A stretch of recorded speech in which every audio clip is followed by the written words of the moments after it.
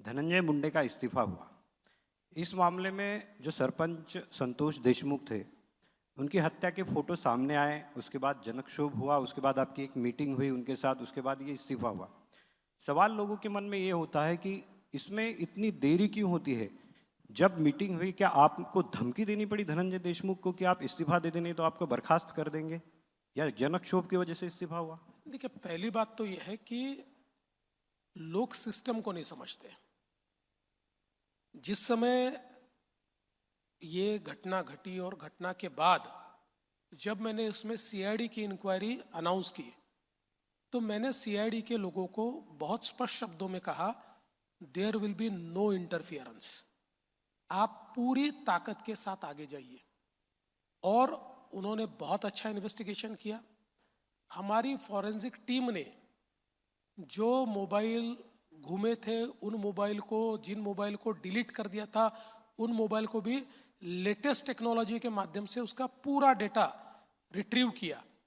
और आज ये जो सारी चीज़ें या जो फोटोग्राफ भी लोगों के सामने आ रहे हैं, इसलिए आ रहे हैं, ये फोटोग्राफ किसी ने ढूंढ कर निकाले हुए नहीं है, ये पुलिस ने खुद ढूंढे हैं और पार्ट ऑफ चार्जशीट इसको किया हुआ है। तो मुझे ये लगता है कि इस पूरे मामले में सीआईडी ने बहुत अच्छा काम किया है और हमारा कोई इंटरफेरेंस नहीं। चार्जशीट जिस दिन दाखिल हुई उसी दिन मुझे पता चला है कि क्या इन्वेस्टिगेशन है। तब तक मैं होम मिनिस्टर हूं, लेकिन मैंने एक बार भी उनको ये नहीं कहा कि आप मुझे बताकर कीजिए या मुझे दिखाकर कीजिए। इनफॉर्मली भी मैंने कोई भी उस चार्जशीट के बारे में उनके साथ आपने फोटो भी नहीं देखे थे? बिल्कुल नहीं। वो चार्जशीट दाखिल होने के बाद ही मैंने देखे, क्योंकि इसमें यह जरूरी था, अगर मैं उसको सैनिटाइज करूंगा तो दूसरा कोई हिम्मत ही नहीं करेगा, तो दूसरे किसी की हिम्मत भी नहीं थी। और कई बार लोग ये नहीं समझते। अब जैसे उज्जवल निकम जी, जो हमारे देश के सबसे बड़े क्रिमिनल लॉयर है, उज्जवल निकम जी से हमने बातचीत की, उन्होंने हाँ कहा। उसके बाद हम लोगों ने उज्जवल निकम जी को अपॉइंट करने में देरी क्यों की? वो इसलिए देरी की क्योंकि प्रोसिक्यूशन के नियम के अनुसार प्रोसिक्यूशन लॉयर ये चार्जशीट में असिस्ट नहीं कर सकता है। इसलिए जिस दिन चार्जशीट दाखिल हुई उसी दिन हम उनको अपॉइंट कर सकते हैं।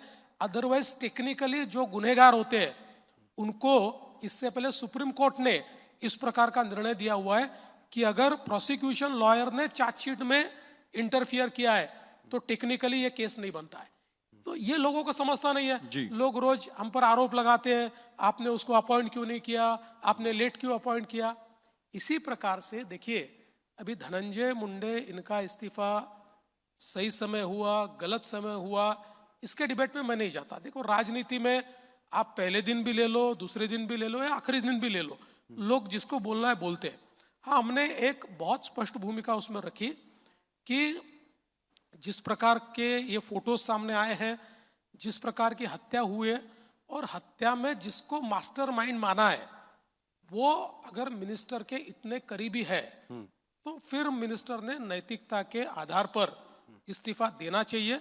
मुझे लगता है अल्टीमेटली कोएलिशन पॉलिटिक्स है, कभी कभी इसमें निर्णय को थोड़ा टाइम भी लगता है, लेकिन फर्मली हमने इसको डील किया है और उन्होंने इस्तीफा दिया है। लेकिन आपने मेरे सवाल का जवाब नहीं दिया। मैंने पूछा था कि आप धनंजय मुंडे को आपने धमकी दी कि आप उनको बर्खास्त करेंगे, उसके बाद ये इस्तीफा हुआ है। देखिए, मैंने जो कहना था वो बहुत साफ शब्दों में आपको कह दिया। इससे आगे कहना उचित भी नहीं है। आप डिनाई नहीं कर रहे? इससे आगे कहना उचित ही नहीं है। ठीक है। आपने चार्जशीट की बात की, एक और सवाल। चार्जशीट बहुत पुख्ता है, आप भी खुद एक लॉयर है, मैं जानता हूँ। चार्जशीट मैंने भी देखी है, उन अफसरों की तारीफ करनी पड़ेगी जिन्होंने चार्जशीट की है, बहुत ही पुख्ता है।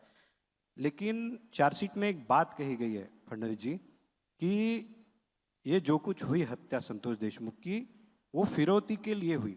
फिरौती से सब कुछ शुरू हुआ और उसके बाद हत्या हुई। यानी कि फिरौती के मामले में जो आरोपी है वही आरोपी हत्या के मामले में है।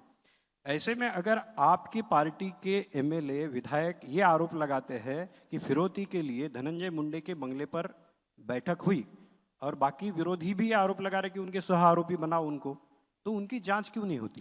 देखिए, पहली बात तो ये है कि बहुत प्रोफेशनली ये काम हुआ है।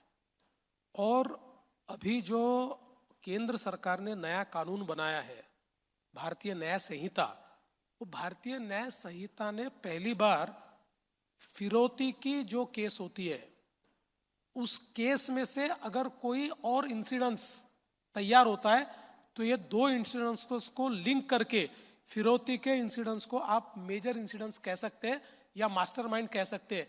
ऐसी प्रोविजन ये पहली बार हमारे कानून में हुई है और मुझे लगता है कि उस कानून के बनने के बाद महाराष्ट्र में पहली केस है जिसमें इसको लिया गया है। जब इसकी तफ्तीश की गई उस समय भी सीआईडी के ऊपर कोई दबाव नहीं है।